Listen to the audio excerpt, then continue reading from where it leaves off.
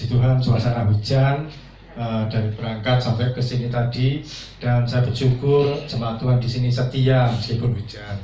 Terima kasih atas kesetiaannya kepada Tuhan sampai hari ini meskipun hujan setia. Saya itu pernah Pak atau Bapak Ibu diundang di pertemuan di GPI Air Hidup namanya. Ya, di situ saya diundang persekutuan remaja di Jumat untuk melayani anak-anak muda di sana. Saya berangkat dari Menganti, ya sudah mulai mendung-mendung, rintik-rintik, tapi ya belum hujan. Untuk antisipasi, saya sewa Gojek yang mobil, berangkat ke sana dengan semangat. Sudah saya siapkan, pokoknya jauh-jauh hari firman Tuhannya ini pakai PowerPoint, karena kan gereja, pasti ada PowerPoint-nya. Saya tanya apa dia mengundang, ada PowerPoint, maksudnya ada LCD. Saya siapkan PowerPoint-nya dan sebagainya dengan serapi mungkin. Masuk di flash disk, masuk di HP juga. Ternyata ketika saya di sana pada waktu acara ibadah kaum muda, anak-anak muda, gerimis sedikit ini gerimisnya lebih pelan daripada yang sekarang ini, rintik. Yang saya layani berapa orang? Cuma 4 orang, 5 sama saya. Ya saya nggak usah dihitung, 4 orang. 3 pemain musik, 1 pemimpin pujian yang undang saya. Cuma 4 orang. Ya memang tetap semangat melayani, tapi ya sedih juga. Walah, ya ampun, anak-anak diundang persekutuan kok malah nggak datang. Gerejanya besar, fasilitas AC, ada LCD, peralatan musik lengkap. Tapi mereka ketika rintik-rintik milih nggak datang. Luar biasa. Saya juga pernah ketika akhir tahun yang lalu diundang di satu persekutuan di daerah Menganti sana.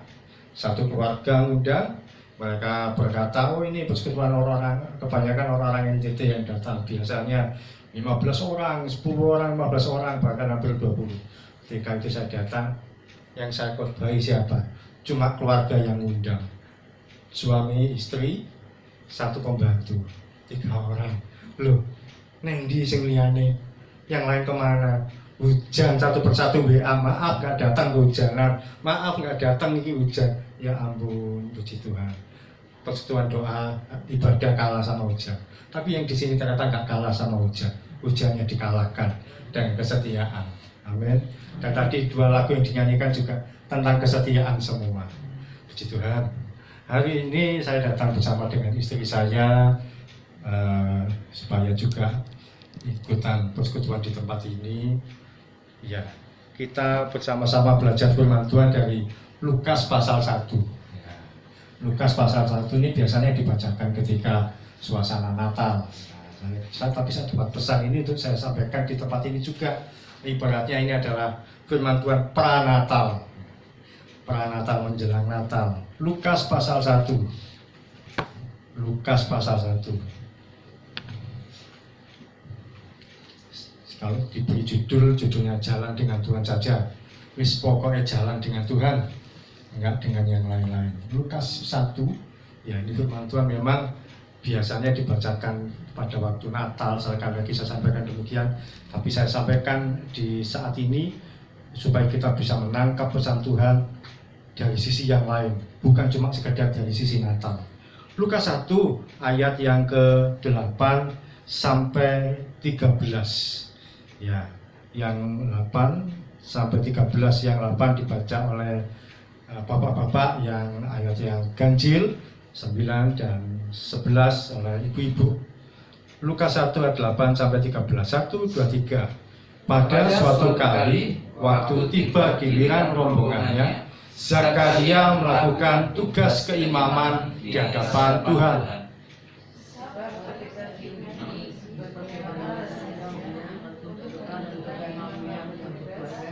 Dialah yang ditunjuk untuk masuk ke dalam bait suci dan mendapatkan upah di situ. Ayat 10. Sementara itu seluruh umat berkumpul di luar dan sembahyang. Waktu itu adalah waktu pembakaran ukupan.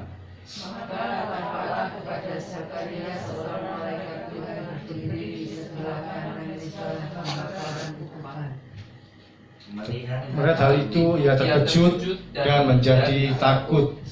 Tetapi malaikat itu berkata kepadanya, "Jangan takut, hai Zakaria, sebab doamu telah dikabulkan dan Elisabet istrimu akan melahirkan seorang anak laki-laki bagimu dan haruslah kau menamai dia Yohanes."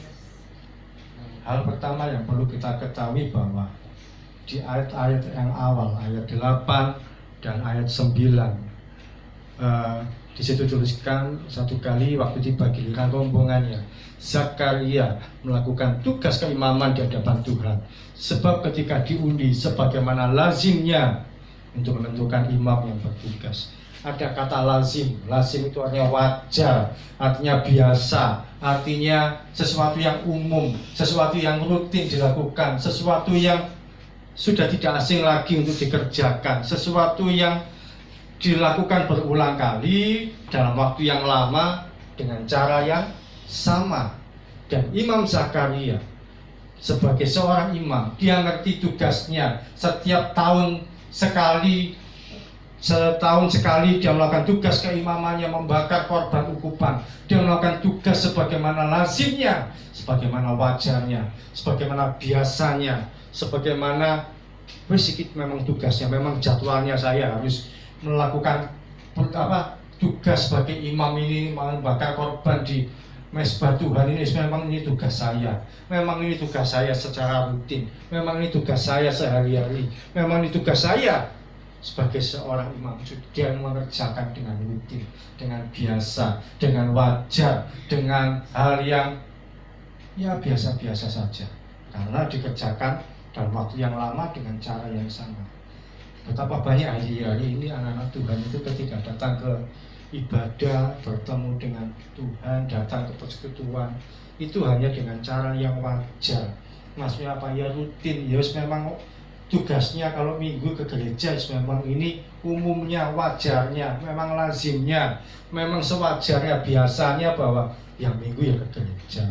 Ya memang kalau dia hamba Tuhan, memang wajarnya tugas saya ini pendeta ya khotbah. Ya memang wajarnya minggu itu ya mimpin pujian. Enggak jarang akhirnya orang-orang kehilangan esensi dari ibadah itu sendiri. Orang-orang kehilangan pertemuan dengan Tuhan, kehilangan perjumpaan dengan Tuhan. Yang ibadah ya cuma datang, duduk, nyanyi lagu yang slow, nyanyi lagu yang penyembahan pembukaan, satu lagu, terus nanti kemudian tepuk-tepuk tangan 2-3 lagu di gereja, kemudian setelah itu firman Tuhan, dengar Alkitab dibuka, setelah itu masukkan kolekte, terus persembahan selesai, berkati, pulang. Hanya sekedar itu dan tidak merubah banyak hal dalam kehidupan dia.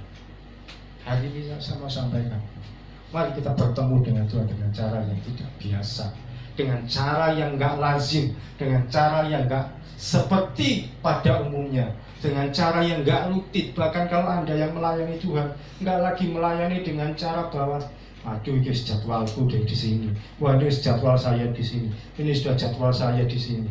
Tapi kita mulai melayani Tuhan dengan cara yang enggak biasa. Artinya apa? Ketika kita datang pada Tuhan, kita sediakan diri untuk mendengar apa Tuhan maksudmu ketika saya datang di tempat ini, apa Tuhan yang menjadi pesanmu untuk aku terima di sini. Ketika tadi pujian dinaikkan berulang kali, yang menjadi hal yang saya terima adalah kesetiaan. Hari-hari betapa Tuhan untuk merindukan kesetiaan. Kesetiaan itu yang saya tangkap dalam ketika pujian penyembahan tadi, ketika penyembahan tadi sampai akhirnya masuk lagu yang kedua tadi, kesetiaan. Dan ketika setiap kali pertemuan ibadah yang saya datang, selalu saya rindukan adalah Tuhan, apa pesannya untuk aku pribadi. Jadi ketika mungkin dengan firman Tuhan, apa yang saya tangkap dari yang dia sampaikan, atau bahkan seringkali bukan firman Tuhan disampaikan, seringkali saya terima pesan Tuhan justru ketika pujian penyembahan sebelum firman Tuhan disampaikan. Kadang ada suatu suara masuk di hati saya, Tuhan ngajari sesuatu ini, atau menyatakan hal tertentu. Kalau sudah terima pernyataan dari Tuhan, hal yang lain nggak terlalu penting lagi. Tapi kita belajar untuk menerima pesan Tuhan secara pribadi bagi kehidupan kita. Amin. Karena perjumpaan dengan Tuhan pribadi itulah yang mengubahkan hidup kita. Saya kalau menyampaikan firman Tuhan di anak-anak, yang di gereja Kelampu sana, ya mungkin banyak larangan-larangan, jangan begini, jangan nyontek ya, karena masih anak muda semua, jangan pacaran yang aneh-aneh. Tapi kepada Bapak Ibu yang lebih dewasa, saya menyampaikan pesan profetik, pesan Tuhan yang terdalam, yaitu ayo kita belajar berjumpa dengan Tuhan dengan cara yang tidak wajar, dengan cara yang tidak biasa, dengan cara yang tidak umum, dengan cara yang enggak sekedar rutinitas.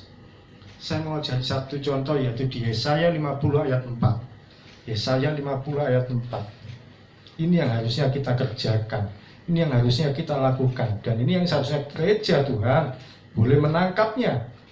Enggak cuma sekedar datang ibadah lalu selesai. Yesaya 50 ayat 4. Kita baca sama-sama. 1, 2, 3. Sudah ketemu? Ya, 1, 2, 3. Tuhan Allah telah memberikan kepadaku lidah seorang murid, supaya dengan perkataan aku dapat memberi semangat baru kepada orang yang letih lesu. Setiap pagi ia mempertajam pendengaranku untuk mendengar seperti seorang murid. Kita ini muridnya Kristus, muridnya Tuhan Yesus. Dan firman Tuhan mengatakan, setiap pagi aku mempertajam, Tuhan mempertajam pendengaranku untuk mendengar seperti seorang murid. Sudahkah kita mendengar suara Tuhan setiap hari? Sudahkah setiap pagi kita ini, telinga kita ini tajam untuk mendengar suara Tuhan? Sudahkah ketika kita ibadah, kita ini ngerti Tuhan berbicara apa secara pribadi bagi kita? Jangan-jangan pendengaran kita, telinga kita tumpul, enggak mendengar apa-apa, sehingga ketika selesai ibadah ditanya tentang apa tadi, enggak ngerti, pokok pendeta yang lucu, tentang apa tadi, enggak ngerti, pokok cerita begini. Atau pas doa pribadi di rumah enggak ngerasakan apa-apa, karena enggak terbuka, enggak dibuka telinganya, tidak terbuka dengan suara Tuhan. Ingat selalu bahwa Tuhan kita adalah Tuhan yang hidup, Tuhan yang dinamis, Tuhan yang aktif, Tuhan yang bergerak, Tuhan yang ekspresif, Tuhan yang selalu melakukan banyak cara untuk menyatakan sesuatu bagi kita. Dan sampai hari ini Tuhan menyatakan bagi kita apa yang menjadi pesan, apa yang menjadi kerinduan hatinya. Dan saya harap setiap kita bisa menangkap pesan Tuhan, terutama ketika kita pribadi bertemu dengan Tuhan dalam doa-doa pribadi kita. Kita membuka diri, Tuhan, apa yang Kau mau untuk aku kerjakan hari ini. Daud sebelum dia menjadi raja, dia akan berlari, dia dikejar-kejar oleh bangsa Filistin untuk berperang dengan dia. Sebelum dia berperang, yang Daud lakukan apa? Dia tanya sama Tuhan, Tuhan, akan Kau serahkankah mereka ke dalam tanganku? Ketika Tuhan ngomong, aku serahkan mereka ke dalam tanganmu, kejar. Dia mengejar dari arah depan. Satu kali dia berdoa lagi, Tuhan, akan Kau serahkan mereka dalam tanganku. Tuhan ngomongnya enggak lain lagi, jangan lewat depan, lewat belakang, kepung dari jurusan pohon kertau. Di kitab Samuel itu ada seperti itu. Jadi tidak menyerahkan langsung, tapi menyerang dari belakang, dikepung dan menang. Dari arah manapun Daud berhasil. Karena apa? Daud menyerahkan kepada Tuhan. Saya maju enggak Tuhan? Saya menang enggak? Kalau misalkan Tuhan ngomong enggak usah maju, dia enggak maju. Sama seperti bangsa Israel ketika mereka berjalan dipimpin oleh tiang awan dan tiang api. Ketika harusnya tiang itu bergerak, mereka bergerak. Ketika satu kali tiang itu berhenti, mungkin 1 minggu, mungkin bisa juga 1 bulan, 3 bulan, tiang itu berhenti, tiang awan itu berhenti. Yang mereka berhenti nggak akan maju. Hari-hari ini saya mau ajak untuk setiap kita belajar mendengar suara Tuhan. Bukan cuma untuk hal yang rohani, untuk hal-hal pribadi sehari-hari kita. Kita mendengar suara Tuhan. Tuhan, pekerjaan saya hari ini bagaimana? Tuhan, saya akan melangkah ke tempat ini. Sertai Tuhan, apa yang harus aku kerjakan? Apa yang harus aku lakukan? Tuhan ngerti nggak? Ngerti. Ketika mau bekerja menyampaikan, Tuhan, yang mana yang saya harus pilih, kerja di sini atau di sana Tuhan, yang bersama ini atau melakukan itu, Tuhan ngerti kan? Ngerti. Tapi betapa seringkali kita ini yang gak terbuka dengan suara Tuhan. Kita memilih mengerjakan dengan semau kita, dengan sepemikiran kita sendiri. bahkan dalam hal jodoh pasangan hidup sekalipun. Untuk saudara saya yang masih muda, Tuhan pun juga ngerti masalah pasangan hidup. Enggak cuma sekedar hal yang orang libati untuk dengan Tuhan itu urusan doa, firman Tuhan, enggak juga. Tuhan, yang mana jodoh saya? Yang mana yang akan kau serahkan kepadaku?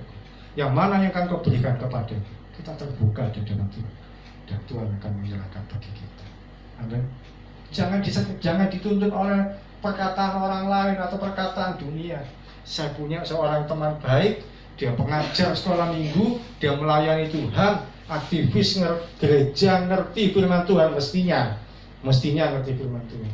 Tapi begitu cari jodoh yang mendekati dia,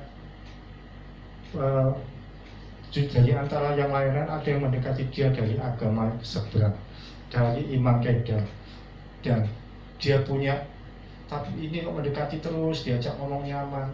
Kemudian dia punya prinsip begini, ngomong ke saya waktu itu punya prinsip, dia ngomong ke Tuhan, Tuhan kalau memang dia jodoh saya dekatkanlah, kalau bukan jauhkanlah. Ternyata dia mendekat terus, berarti ini jodoh saya. Saya ngomong, itulah prinsipnya orang sana, ngapain diikuti? Ya jelas saja mendekat terus, namanya senang. Tapi kita punya patokan firman Tuhan, mau tidak mau ya firman Tuhan harus diikuti. Meskipun mungkin yang mendekat yang sana, tapi kita ikuti firman Tuhan. Tapi ya sudah, akhirnya mereka berjalan dalam hubungan yang salah. Ya walaupun memang ya harus bertobat, tapi harga yang dibayar terlalu mahal. Hari ini mari kita belajar untuk berjalan dalam tuntunan Tuhan, dalam rencana Tuhan. Setiap hari, saya ingat ketika dalam salah satu pertemuan ibadah tahun 2002, saya ikut satu ibadah di Tunjungan Plaza 2, saya kalau nggak salah ingat, atau di Tunjungan Plaza 3 lantai 7. Itu kan ada ruang pertemuan yang lebih kecil, biasanya yang besar di 6, di lantai 6. Di lantai 7 itu ada satu tempat yang kemudian dijadikan waktu itu tempat ibadah satu gereja yang baru. Saya lupa nama gerejanya apa, tapi gerejanya baru, nama gerejanya bahasa Inggris. Dan soalnya tahun 2002, itu sudah 20 tahun yang lalu. Saya ikut di situ dengan diajak seorang teman. Pujiannya yang dinaikkan satu pujian pertama bahasa Inggris. Saya sebenarnya nggak terlalu suka lagi pujian bahasa Inggris karena susah untuk mengikuti. Kan kita ini orang Jawa, orang Surabaya, kadang nggak bisa ngikuti lah penyembahan bahasa Inggris. Nyanyi opo walaupun ada teksnya. Kemudian lagu kedua masih bahasa Inggris. Di lagu ketiga saya ingat lagu itu nyanyinya begini. Bapa, Engkau sungguh baik. Lagu itu kan semua kita ngerti. Saya juga ngerti nyambung. Di tengah-tengah lagu itu, dalam suasana penyembahan, masih menyanyikan lagu itu, saya ingat bahwa tiba-tiba ada penglihatan di depan saya. Ada satu istana, semacam istana rumah besar, dan ada anak-anak kecil di dalamnya. Ada anak-anak kecil, mereka tertawa gembira, bersuka cita. Di backgroundnya atau di balik rumah besar atau istana itu ada langit biru yang begitu cerah. Seakan-akan itu ada di surga, dan di situ ada banyak anak-anak kecil tinggal di rumah itu. Mereka bernyanyi, pokoknya bertertawa, bersuka cita. Saya kemudian lihat suasana itu, saya ngomong, Tuhan, rasanya senang ya yang punya anak itu. Mereka itu bisa sukaria, bercanda, mereka bergembira setiap hari. Tuhan ngomong gitu. Yang saya ingat sampai hari ini, itu anakmu. Ya, saya kaget, kok bisa anak saya? Saya belum menikah, kuliah belum lulus, waktu itu masih semester 3, pacarnya belum punya, belum kenal dengan yang sekarang ada di samping saya ini, belum menikah apalagi belum punya anak. Kok bisa? Itu anak-anak saya. Tapi kemudian itu anak-anakmu. Tuhan berkata begitu. Saya sempat nangis. Kok bisa Tuhan begitu? Dan tidak lama pernyataan itu berakhir, dan lagu yang tadi Bapak Engkau sungguh baik juga berakhir. Tapi saya pegang perkataan Tuhan tadi. Itu anak-anak. Kalau sudah menerima pesan Tuhan seperti itu, acara-acara berikutnya sudah nggak terlalu penting lagi, bahkan khotbah pun nggak, ya bukan nggak penting, tapi saya sudah tangkap pesan Tuhan. Waktu berlalu 2002, 2003 dan seterusnya, Saya nggak lupa dengan penglihatan itu, tapi sudah nggak terlalu saya urusi. Dan kalau saya ingat sampai saat hari ini 2022, ketika saya menoleh ke belakang, ternyata hari ini ketika saya lihat Tuhan menyediakan bagi saya anak-anak rohani, bukan cuma 1, 2, tapi hari ini yang saya layani ada 150 sampai 200 orang setiap hari. Dan ketika saya bilang, oh Tuhan ternyata menggenapi apa yang Dia janjikan 20 tahun yang lalu. 2002 ketika saya lihat sekarang 2022, berarti kan 20 tahun lalu Tuhan menyediakan anak-anak rohani untuk saya layani dengan cara yang tidak biasa, yang dengan cara yang Tuhan sediakan sendiri. Yang kami layani hari ini orang-orang yang tersebar di seluruh Indonesia, mulai dari Medan di Sumatera sampai ada di Sulawesi, di Kalimantan, Jawa ya banyak tentu, sampai bahkan di Papua, di Merauke, ada mana di Merauke yang paling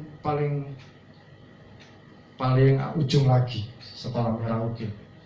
Di situ ada orang-orang yang mereka merasa bahwa saya adalah bapak rohani mereka. Saya nggak pernah ngomong, ayo anggap saya bapak rohani, enggak, tapi mereka sendiri berkata, tahu gini bapak rohani saya. Sekalipun kami belum tentu pernah berjumpa secara fisik, tapi ketika mereka ada masalah, ada problem, mereka share kepada saya. Dan ketika saya melihat ke belakang, Tuhan yang menyediakan. Bukan cuma Indonesia, ada yang di Hong Kong tenaga kerja. Mereka ketika ada yang diberkati oleh pelayanan saya, kemudian mereka membuka pelayanan-pelayanan baru. Dan mereka ngomong, ini pelayanan dari Bapak Oki yang di Indonesia, yang di sini di Sumatera. Di Malaysia pun juga demikian. Mereka ada masalah, sharing kepada saya, menanyakan apa yang harus kami kerjakan. Doakan Pak, keluarga saya dalam masalah, dalam perantakan narkoba. Keluarga saya, suami saya belum mengenal Tuhan, suka main narkoba, judi dan sebagainya. Orang di Sabah, Malaysia sama yang sharing. Bapak nggak ada pendeta di sana, apa nggak ada hamba Tuhan? Kalau Tuhan sudah menyediakan, tidak ada yang mustahil. Amin. Demikian juga dalam depan kita, Tuhan bisa menyediakan bagi kita. Ayo ketemu dengan Tuhan setiap hari. Jumpai Tuhan dengan cara yang nggak biasa. Jumpai dengan Tuhan dengan cara yang nggak umum. Seringkali banyak orang itu nggak mau bayar harganya. Beberapa orang sharing kepada saya, ibu-ibu ngomong, Pak, tolong Pak, gimana saya bertanggungan saya Pak, belum selesai tanggungannya yang satu, masih ada tanggungan yang lain. Saya ngomong, ayo pagi-pagi itu datang pada Tuhan, sembahyang, doa. Kalau perlu jam 3 pagi, jam 4 pagi, ayo doa sama Tuhan. Terus ngomong, nggak bisa Pak, saya itu ngantuan Pak, gimana saya bisa sembahyang kalau ngantuan, gimana bisa berdoa. Coba setel lagu, sambil setel YouTube, ada banyak lagu rohani, terus dibantu untuk berdoanya sambil itu.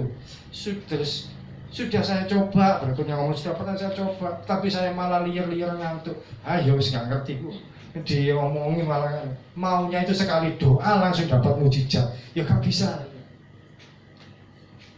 Wah, memang di Alkitab tidak ada jam doa kita jam seberapa diajari jam segini.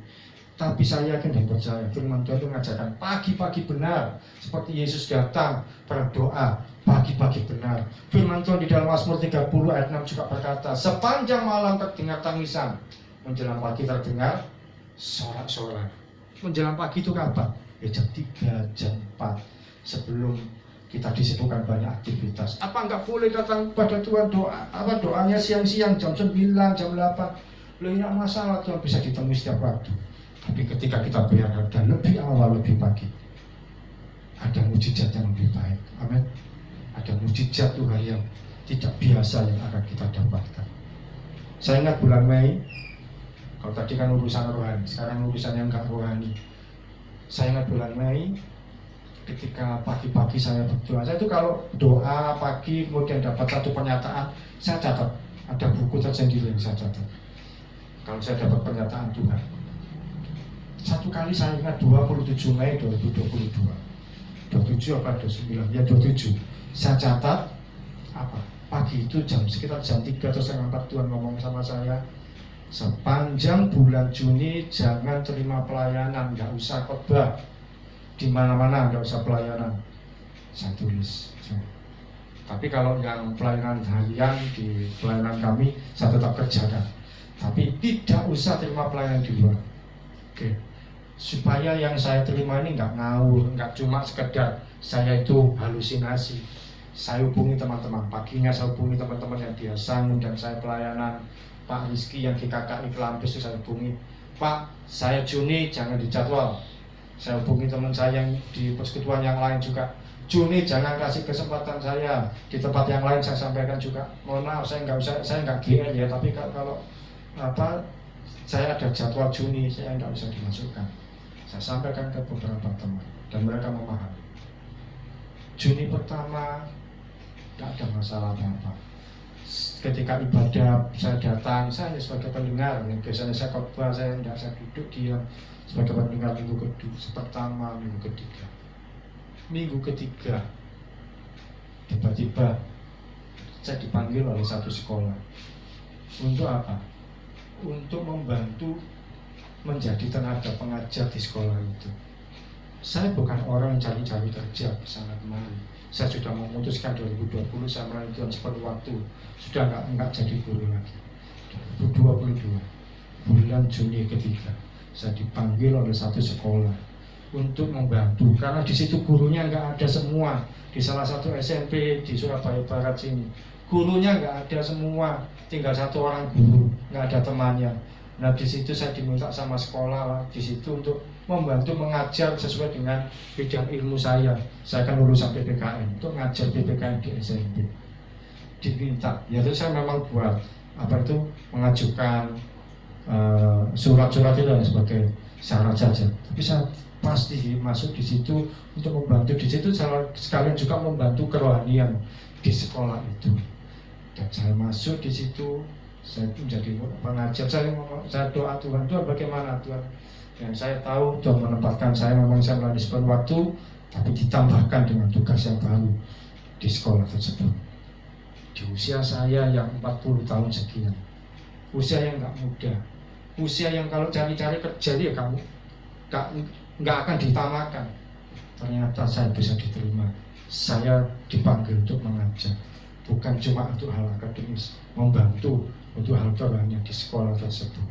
Tuhan begitu luar biasa, caranya efektif. Sementara saya menjumpai banyak teman-teman saya yang usia 25, 30, 27 cari kerja ke sana kemari, mereka nggak dapat. Cari kerja pilih-pilih, anak gajinya nggak UMK, nggak mau, akhirnya nggak dapat kerjaan. Merana ke sana kemari, nggak dapat apa. Lah saya yang umur 40-an sekian, Tuhan percayakan pekerjaan yang baru, pelayanan yang baru. Bukankah Tuhan Yesus itu luar biasa? Ketika saya ikuti Tuhan, apa? Yang bulan Mei itu untuk Juni saya tidak ambil pelayanan. Ditambah lagi di Juni minggu ketiga itu juga di hari yang berikutnya saya dihubungi Pak Imam, nah, ini ketuanya Pak Roy. Saya diminta mengajukan untuk menjadi pendeta dalam waktu yang tidak lama. Saya nggak minta Pak Imam ini tolong supaya saya jadi pendeta, enggak. Pak Rizky pun yang gembala di Kelampis juga enggak minta ke Pak Imam. Pak Imam sendiri mengajukan, ayo bikin surat saya bikinkan sendiri, saya bantu diajukan. 3 hari diterima jadi pendeta. Lah yang mana kalau bukan karunia Tuhan? Amin. Saya kerjakan ketaatan saya ketika bulan Mei. Tuhan ngomong nggak usah pelayanan, dan ternyata Tuhan tambahkan berkat-berkat yang baru. Belajar untuk taat, dengar suara Tuhan dan lakukan yang terbaik. Amin. Itu yang pertama, poin yang pertama itu. Kita berjalan, kita hampiri Tuhan, bukan dengan kelaziman, bukan dengan kewajaran, bukan dengan rutinitas semata. Kalau agama yang lain mereka mengerjakan dengan rutinitas, banyak ritualitas yang harus dikerjakan. Kekristenan tidak demikian. Kekristenan mengajarkan untuk Tuhan yang datang kepada kita. Kekristenan itu adalah hubungan kita yang dekat dengan Tuhan. Tidak ada ritualitas agamawi yang harus dikerjakan, harus A, B, C, D dan sebagainya. Tidak. Tapi karena hubungan kita dengan Tuhan, karena kita mengasihi Tuhan. Orang mengasihi itu apa sih yang harus dilakukan? Apa yang dikerjakan? Tidak ada, ya mengalir saja yang harus dikerjakan. Apakah Pak Roy ketika ketemu dengan istrinya karena mengasihi terus berkata, istriku izinkan saya mencium pipimu, istriku izinkan saya memegang tanganmu. Tentu akan menjadi orang yang aneh. Dan itu yang dilakukan oleh saudara-saudara kita di sana. Tapi ketika kita yang di sini, kita mengasihi Tuhan, apa yang kita lakukan? Ya kita mengalir. Karena berdoa ya kita ngomong sewajarnya. Karena kita mau baca firman, bukan karena sekedar itu rutinitas, tapi karena kita mencintai Tuhan dengan cara yang tidak biasa. Poin yang kedua yang mau saya sampaikan dari pelajaran Zakaria, yaitu bahwa di Lukas 1 tadi ayat 8 sampai 13 yang saya mau sampaikan sharing pada malam hari ini, yaitu bahwa percaya Tuhan sanggup menolong kita sekalipun situasinya serba tidak mungkin. Sekali lagi, percaya saja bahwa Tuhan Yesus sanggup menolong kita sekalipun situasinya tidak mungkin. Kita tahu bahwa Zakaria ini sampai usia tuanya, dan kita tidak tertulis usianya berapa, ya mungkin 60 lebih lah. Dia sampai tahun itu tidak punya anak. Sampai saat itu dia belum punya anak. Bisa jadi ketika usia pernikahannya yang ke-1, kedua dia berdoa, Tuhan supaya kami punya anak. Di usia pernikahan ke-3 sampai ke-5, bahkan mungkin sampai ke-10 dia masih berdoa, Tuhan berkati supaya kami punya anak. Dia menikah dengan seorang perempuan bernama Elisabeth. Pada akhirnya Zakaria pun punya anak. Di saat situasi yang tidak mungkin, pada akhirnya Zakaria pun punya anak di usia dia yang tua. Saya tidak menjumpai di Alkitab bahwa Tuhan itu menyampaikan pada Zakaria atau malaikat Gabriel berkata kepada Zakaria dan Elisabeth bahwa mereka akan punya anak dari secara ajaib dari Roh Kudus. Tiba-tiba Elisabeth mengandung, atau mungkin ada ayat yang terlewatkan, tapi saya kok merasa tidak ada.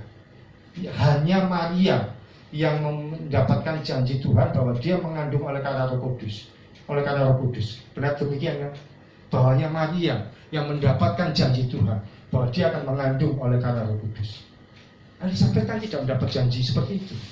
Zakaria tidak mendapatkan janji seperti itu. Berarti apa?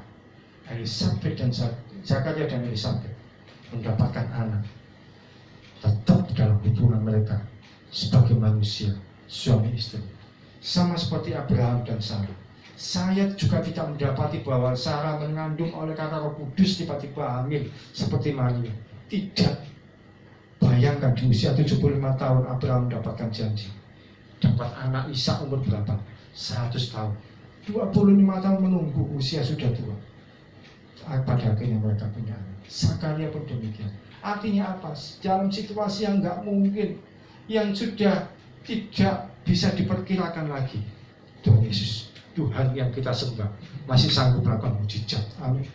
Disebut situasi yang kita sebut deadlock, deadline, jalan buntu, terus apalagi namanya, tertekan, terdesak, terhimpit, atau kalau orang-orang yang urusan ekonomi sering ngomongnya jatuh tempo. Di salah-salah situasi itu Tuhan masih sanggup melakukan pertolongan. Amin. Apakah Tuhan gak sayang sama Zakaria? Saya sempat merenungkan itu. Tuhan, apa engkau gak sayang sama Zakaria? Kalau Tuhan sayang sama Zakaria, mestinya kan di doa yang dia usia pernikahan 3 tahun, 5 tahun, Tuhan kalau sanggup buat mujizat, langsung mereka punya anak. Mungkin agak terlambat sedikit, usia 5 tahun pernikahan punya anak, atau paling lambat 10 tahun sudah punya anak di usia pernikahan 10 tahun dan jadi berkat kemana-mana, mujizat. Saya menikah 10 tahun, Tuhan berikan punya anak. Kan bisa demikian kalau Tuhan sayang pada Zakaria. Bapak Ibu kalau ingat kisah Daniel, kalau Tuhan itu sayang sama Daniel, kebenaran saya sempat menentukan beberapa hari terakhir tentang firman Tuhan. Kalau Tuhan sayang sama Daniel, mestinya Daniel nggak perlu masuk gua singa kan? Buat apa masuk gua singa? Padahal Daniel ini setiap hari selama 1 hari 3 kali dia itu berdoa menghadap ke Yerusalem, kiblatnya menghadap ke Yerusalem. Dia tidak melakukan kesalahan apapun, kemudian dibawa masuk ke gua singa. Kalau Tuhan itu sayang sama Daniel, Mestinya nggak perlu masuk gua singa. Itu mujizat tiba-tiba terjadi. Mungkin bisa saja 1 menit atau 1 detik sebelum masuk gua singa. Batal. Tapi ternyata kok dia masuk gua singa. Apakah berarti Tuhan itu tidak sayang sama Daniel? Seringkali orang berpikir bahwa oh Tuhan itu tidak terlambat, oh Tuhan itu pertolongannya nggak terlambat. Tapi ketika masuk gua singa berarti kan semuanya sudah terlambat. Tapi saya mau sampaikan, Tuhan bekerja di luar perkiraan kita sebagai manusia. Tuhan bekerja di luar pengharapan kita sebagai manusia. Di gua singa itu saya percaya singanya nggak cuma 1, bisa 2 atau puluhan singa yang siap menerkam daging siapapun, termasuk manusia yang bernama Daniel. Ketika Daniel masuk ke gua singa, justru disitulah Tuhan bekerja. Justru disitulah Tuhan menyatakan mujizatnya. Singa-singa dibuat diam, mengatupkan mulutnya, tidak bereaksi terhadap Daniel. Demikian juga dalam kehidupan kita. Seringkali Tuhan izinkan kita ini masuk dalam posisi gua singa. Banyak orang menjerit hari-hari ini, tolong Pak doakan, tolong doakan kami supaya kami diselamatkan dari kondisi keuangan yang mepet ini, yang ditagih-tagih dan sebagainya. Ternyata kita perlu masuk gua singa. Supaya apa? Kita mengenal karya Tuhan yang ajaib, yang luar biasa dan tak terbatas itu. Amin. Kalau tiba-tiba disediakan dari sana sini, kemudian kita nggak ngalami sesuatu yang buruk, itu biasa. Tapi yang luar biasa, Tuhan izinkan kita masuk gua singa. Tuhan izinkan kita seperti Yusuf masuk ke sumur. Tuhan izinkan seperti Zakaria sampai di usia yang tua nggak punya anak, supaya kita mengenal bahwa Tuhan Yesus kita itu ajaib. Amin. Kita nggak perlu nyanyi seperti ini, hidupku yang sengsara penuh dengan penderitaan, tidak perlu. Tapi kita bisa mengucap syukur sekalipun situasi nggak menyenangkan. Kita bisa berkata, terima kasih Tuhan atas kasih setiamu. Sekalipun air mata menetes di pipi, yang ku alami dalam hidupku, sekalipun banyak tagihan kita dapatkan. Terima kasih Tuhan untuk kebaikanmu, sekalipun sakitmu belum sembuh. Sepanjang hidupku, sekalipun doamu sekian waktu belum terpenuhi, tapi kita bisa angkat tangan. Terima kasih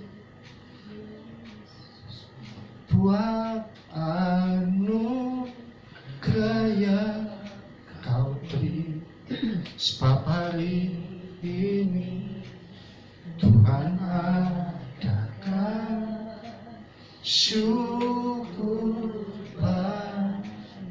Sekalipun keluarga berantakan, suami ninggalkan, suami nggak peduli sama istri, sekalipun anak-anak nakal semua, kita masih bisa berkata terima kasih Tuhan. Bukankah kitab Yakobus 1 ayat 2-3 berkata, berbahagialah sekalipun kamu mengalami berbagai pencobaan. Mengalami cobaan dianggap berbahagia. Justru yang biasanya umumnya berbahagia itu kalau naik pangkat, naik jabatan, ulang tahun. Tapi firman Tuhan berbahagia yang mengalami pencobaan.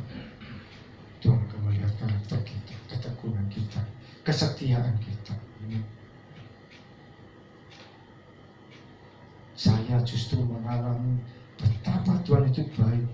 Bukan ketika saya dites swab kemudian negatif, haleluya. Banyak teman-teman saya begitu. Sebelum ngadepi tes swab di mana-mana waktu 2020 awal-awal COVID, kan begitu banyak orang itu harus dites swab, dites kemudian Tuhan supaya negatif, kemudian negatif, haleluya. Saya nggak ngalami itu. Yang saya alami apa? Saya harus masuk ke ruang isolasi di rumah sakit di daerah Gresik sana, rumah sakit Surya Medika. Ketika saya dinyatakan bahwa positif dengan hasil paru-parunya hitam, dan saya harus masuk ke ruang isolasi. Hari pertama saya masih belum tahu apa yang saya kerjakan. Hari kedua saya coba dengan pelan-pelan saya ngomong, terima kasih Tuhan untuk kebaikan. Saya berharap Natal bisa pulang, ternyata tidak bisa. Saya masih harus di situ. Supaya apa? Tuhan izinkan saya melihat mujizat demi mujizat yang lebih dan lebih lagi. 10 hari saya dirawat di rumah sakit karena mengalami COVID Desember 2020. Yang nggak umum daripada yang lain apa? Saya tidur di sebelah saya mayat. Ada orang yang pagi 8:30 dia masih bisa bernafas, masih bisa bicara, tiba-tiba bergerak sendiri tangannya, dan beberapa detik kemudian dia terdiam. Susternya sampai panik, shock, dan kemudian susternya mengatakan, "Mas," terus orang terdiam, nggak bisa apa-apa.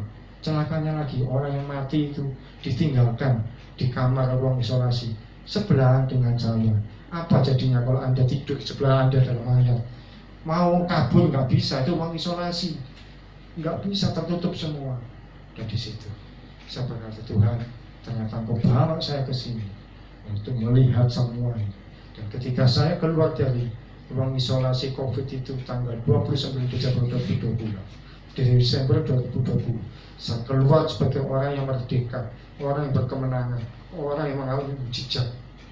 Lebih dari orang yang cuma di tes swab terus kemudian negatif. Saya lebih dari itu. Saya harus mengalami positif, mengalami dirawat di rumah sakit, mengalami tidur di sebelah orang mati. Ketika pulang, saya mengalami sebagai orang Tuhan dengan mujizat. Amin. Jangan takut masuk gua singa, jangan takut masuk sumur, jangan takut usia tua. Tidak ada harapan apa-apa, sebab Tuhan Yesus sanggup menolong kita di saat situasi serba tidak mungkin. Amin. Mari kita tutup mata. Bapa yang kami sembah di dalam nama Tuhan Yesus, ini adalah pengucapan syukur kami ya Tuhan, bahwa kami memiliki Allah yang dahsyat, yang luar biasa, yang kami sembah di dalam nama Yesus Kristus Tuhan. Tuhan yang selalu hidup bersama dengan kami, yang gak pernah meninggalkan kami semua. Engkau Tuhan yang selalu hadir bersama dengan kami. Terima kasih Tuhan Yesus. Kami mengucap syukur memiliki Allah yang ajaib, yang pengertiannya tak terbatas, yang pertolongannya tidak bisa kami pahami, yang cara kerja Tuhan tidak terduga. Dan kami percaya Tuhan, pertolongan-Mu itu Kau nyatakan bagi anak-anak-Mu di tempat ini. Siapapun, apapun yang dihadapi oleh mereka, Bapak, Ibu, dan saudara-saudaraku di sini, Kau sanggup menolong mereka dalam pergumulan masing-masing. Dalam kesesakan yang dihadapi, Tuhan menjawab. Dalam kesulitan yang dihadapi, Tuhan yang menopang. Lanjutkan kebaikan-Mu, lanjutkan karya-Mu, lanjutkan keajaiban-Mu ya Tuhan. Pulang dari tempat ini, kami pulang dengan satu keyakinan iman yang teguh dan kokoh. Kami punya Yesus Tuhan yang hidup, yang tidak pernah meninggalkan kami sendiri. Terima kasih Tuhan Yesus. Kami mengucap syukur. Sekalipun kami mengalami berbagai macam pencobaan, ujian, masalah, tantangan, pergumulan, persoalan, sebab disitulah Tuhan membuktikan keajaiban yang tak terduga. Di dalam nama Yesus Kristus kami berdoa dan mengucap syukur. Amin. Selamat malam, Tuhan Yesus memberkati.